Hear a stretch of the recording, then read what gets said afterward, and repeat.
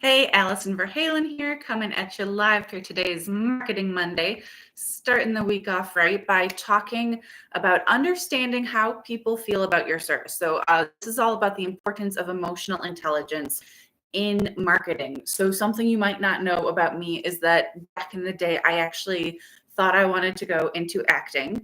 Did still get my minor in theater. Obviously, did not end up pursuing that as a career. Ended up here instead.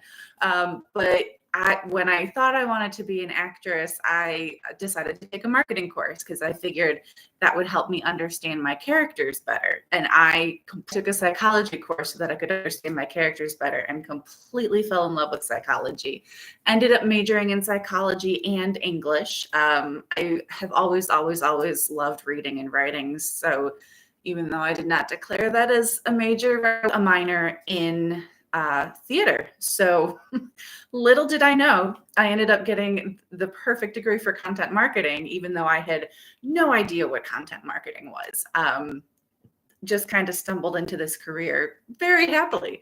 But that means that I have a certain level of emotional intelligence when it comes to creating content that resonates with people and convincing them to take that next step in the buyer journey, because that is critical and it is often one of the hardest parts of marketing. So I think we always talk about the fact that your marketing needs to be emotional because people make buying decisions based on emotion and then they justify it with the numbers and whatever they need to rationalize it, right? But that initial decision is going to come from, I want that.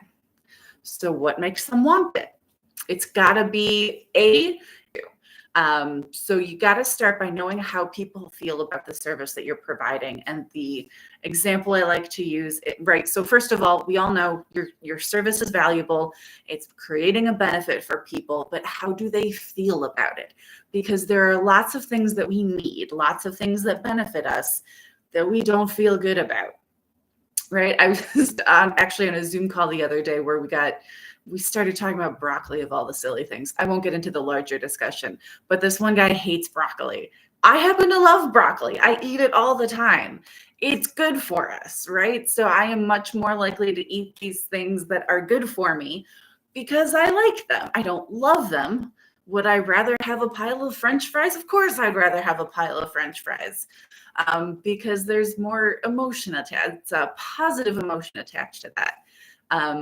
There's not much of an emotion attached to broccoli for me. I do enjoy it, but not as much as the French fries. But I know that I'll feel better about myself and I'll feel better physically if I eat the broccoli than if I eat the pile of French fries. So I think that's what you really need to tap into when you're trying to sell a service that's maybe it's not a pile of French fries.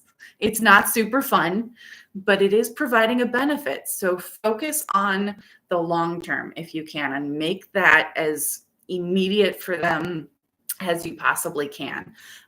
Make them, and don't shame them because that's not going to work. Don't make them feel like they're bad or stupid or terrible people if they eat a pile of French fries, because none of that is true.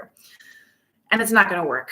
What is going to work is tapping into those emotions of how they feel about themselves if they're going to eat a pile of broccoli or whatever other vegetable you're selling, right? Maybe we don't all have to eat broccoli, right? We can eat spinach, we can eat Brussels sprouts, which I don't like, right? So there's that too. There are other things that are good for us that we can eat if we like those more. So focus on what it is about it that people are going to like, even if it is later on down the road, right? It could be avoiding pain. Yes, it's harder to get people to buy something based on avoiding pain. That is a hypothetical at some point in the future. Maybe I might have to deal with that, but it's not right in front of me right now. Find a way to make it right in front of them right now. Explain to them what that pain could be like if they don't take that action and solve it now. You can also try to make it fun, right? The other example about this is when it comes to broccoli, one of the ways I like to eat broccoli is smothered in butter and salt. That makes almost anything delicious, right? So go with that. Go with ways that you can make something more appealing and get people in that way. Understanding how people feel before they reach out. So if you are focusing on marketing content that attracts people to you, what is it that's attracting them to you? What is it that they are searching or looking for? And what is driving them to make that search before they reach out to you? Keywords are big here, right? What is the intent of the keyword? Are they looking for information on something? Do they have a problem they're actively trying to solve? Is there a pain there that they're trying to avoid, or is it something that they desire that they're reaching for? They're trying to figure out how to get to this better place. Put that in your marketing. Explain to them, yeah, I can solve this problem for you. Yeah, I can help you get to that better place. Here's how, which leads perfectly into my next point is crafting the perfect call to action. What is it, right? We all have a ton of things on our plate these days. We have more content than ever to consume. It feels like our to-do list is growing and growing and growing and never ever shrinking. So if you want us to reach out to you, what are you going to do to make it worth our while? If you want us to sign up for your newsletter, our inboxes are crammed, right? I've seen people who have literally thousands of unopened emails in their inboxes. No one wants more junk in their inbox. What are you going to do to make it, to earn that space in their inbox and hopefully prompt them to open? Which gets to your headline, which I'll get to in a little bit. But that call to action, in order to make it super effective, you have to understand where they are in the buyer journey, what they're feeling in that moment, and what will compel them to take the next step in the buyer journey. What will motivate them to take that next step, whether it's signing up for your newsletter or registering for your next webinar or downloading that ebook, whatever it is. What do you have to offer, and how do they feel about it, and how do you want them to feel about it? Because you can make them feel a certain way about it through the content you're creating. You need to tap into the emotions they have currently and say, hey, I understand where you're coming from, but I can make you feel this way about it, and here's how. And that is how you engage them and convince them to take that next step in the buyer journey.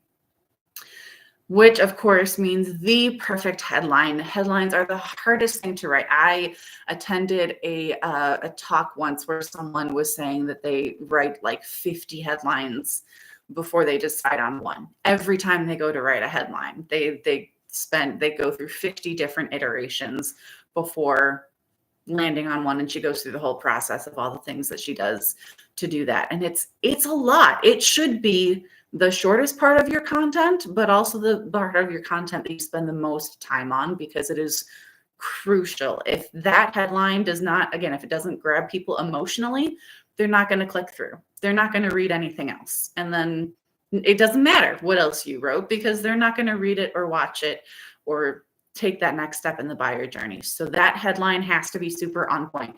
It has to explain what the content is about.